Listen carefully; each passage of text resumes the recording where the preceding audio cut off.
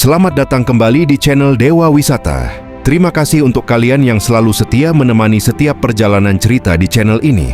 Dan untuk kamu yang baru bergabung hari ini, selamat datang. Serta buat Anda yang sudah berlangganan, saya ucapkan terima kasih yang tak terhingga. Semoga video ini menjadi awal bongkar cinta tanpa romantisasi berlebihan.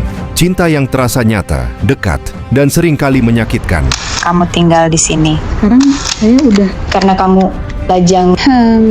Siapa pacarmu terakhir? Suamiku. Apakah dia orang Inggris? Sangat. Apa yang terjadi padanya? Cerita dimulai dari pertemuan tak disengaja Seorang yang antara lebih Dan muda. dan Alice. Sebuah kecelakaan kecil mempertemukan mereka, dan dari situlah benih cinta tumbuh.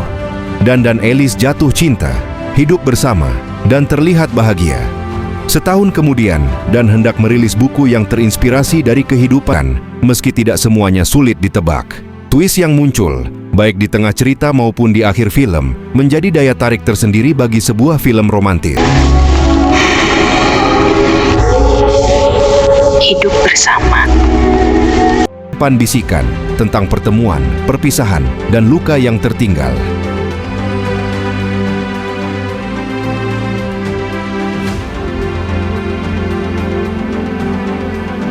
Kita memulai perjalanan di Postman's Park, sebuah taman kecil yang tenang, jauh dari hiruk-pikuk kota. Disinilah Dan dan Alice sering bertemu. Dinding keramik bertajuk Memorial to Heroic Self-Sacrifice berdiri diam, memantulkan kisah-kisah pengorbanan manusia biasa. Ubin Dalton yang berusia ratusan tahun itu seakan berbisik tentang cinta yang tulus dan kehilangan yang abadi. Bahkan nama Alice Ayres pada salah satu plakat menjadi inspirasi bagi karakter utama. Sebuah detail kecil yang membuat tempat ini terasa begitu hidup dan menyentuh. Berdiri di sana, seolah kita ikut merasakan sunyi yang sama. Sunyi yang penuh makna. Kemudian kamera membawa kita naik ke ketinggian, ke portrait restoran di National Portrait Gallery. Dari puncak gedung, Trafalgar Square terbentang megah. Lampu kota lalu lintas dan denyut London menjadi latar adegan penting antara Larry dan Anna.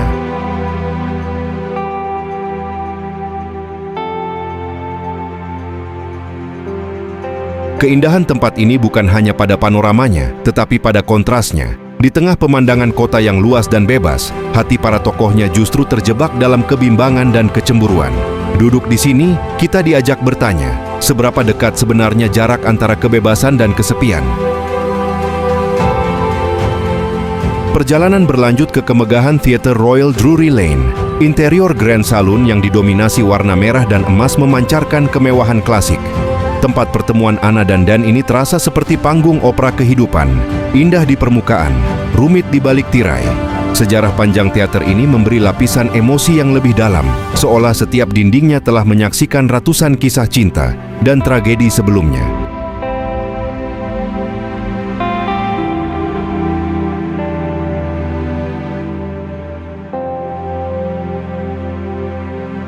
Dari kemewahan, kita beralih ke denyut keseharian London di pasar Smithfield. Pasar daging bersejarah era Victoria ini tampil apa adanya, ramai, kasar, dan nyata. Saat Dan bergegas menyusul Alice, arsitektur besi dan batu yang autentik memperkuat rasa urgensi.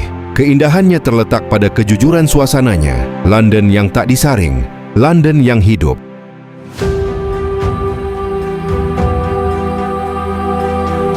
Terakhir, kita menyusuri Southampton Place, Bloomsbury. Deretan rumah klasik London menjadi latar praktik Larry. Tenang, tertata, dan tampak stabil. Namun justru di balik fasad inilah konflik batin para karakter bersemayam. Arsitektur klasik ini menjadi simbol keteraturan yang rapuh, indah namun mudah retak.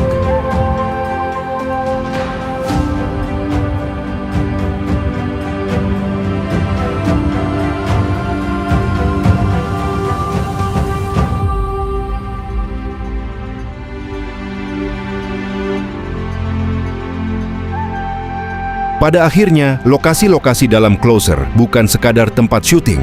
Mereka adalah karakter tak terlihat, mewakili pesona arsitektur klasik dan ruang publik London yang realistis sekaligus sinematik. Setiap taman, gedung, dan jalanan menjadi panggung bagi cinta, nafsu, dan pengkhianatan. Dan bagi kita yang menontonnya, London dalam Closer bukan hanya ingin dilihat, tetapi ingin didatangi, dirasakan, dan dihayati.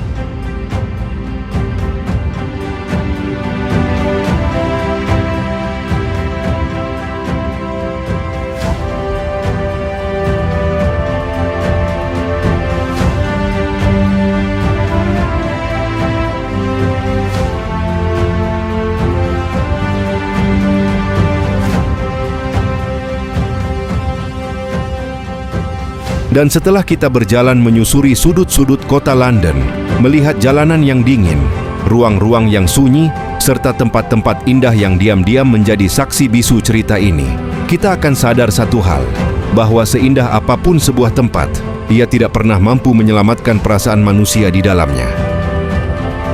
Lokasi-lokasi itu berdiri kokoh, tenang, dan tak berubah, sementara manusia di dalamnya rapuh, ragu, dan penuh kebohongan. Di kota yang sama, di ruang yang sama, 4 orang ini saling mendekat dan saling melukai. Dan di titik inilah, cerita Closer tidak lagi berbicara tentang di mana mereka berada, tetapi tentang apa yang mereka rasakan. Tentang cinta yang tidak pernah benar-benar selesai, tentang kejujuran yang datang terlalu terlambat, dan tentang pilihan-pilihan kecil yang akhirnya menghancurkan segalanya. Sekarang, mari kita kembali ke kisah mereka, ke hubungan yang semakin rumit, ke luka yang mulai terbuka satu persatu. Karena setelah keindahan kota ini kita saksikan, yang tersisa hanyalah pertanyaan paling menyakitkan, seberapa jauh seseorang berani menyakiti orang lain demi kebahagiaan dirinya sendiri.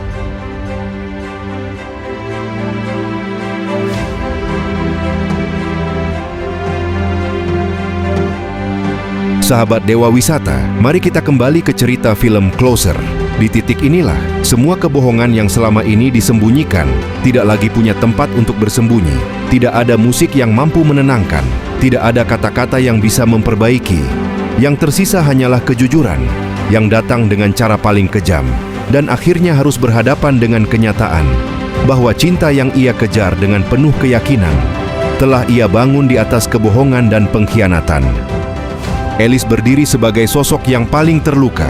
Ia mencintai tanpa ragu, tanpa setengah hati. Dan justru karena ketulusannya itulah, rasa sakitnya menjadi paling dalam.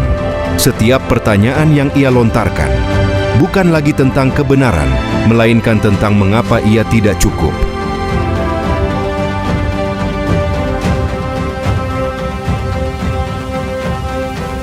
Anna terjebak di antara rasa bersalah dan keinginan. Ia tahu apa yang ia lakukan salah, namun perasaannya menolak untuk berhenti. Cinta yang ia sembunyikan justru semakin kuat saat ia mencoba melupakannya. Sementara itu, Larry, pria yang tampak paling tegar, perlahan runtuh oleh obsesinya sendiri. Ia tidak sekadar ingin dicintai, ia ingin memiliki, ia ingin tahu setiap detail, setiap kebohongan, setiap sisa perasaan yang belum mati. Dan disinilah Closer menjadi sangat kejam, namun sangat jujur. Tidak ada pelukan pengampunan, tidak ada dialog yang menenangkan, hanya kata-kata tajam yang sengaja dilontarkan untuk menyakiti. Emosional seperti ini, jangan lupa untuk subscribe, like, dan bagikan video ini. Tuliskan di kolom komentar, karakter mana yang paling kamu pahami, dan kenapa? Karena di Dewa Wisata, kita tidak hanya menonton film, kita ikut merasakannya. Sampai jumpa di perjalanan cerita berikutnya.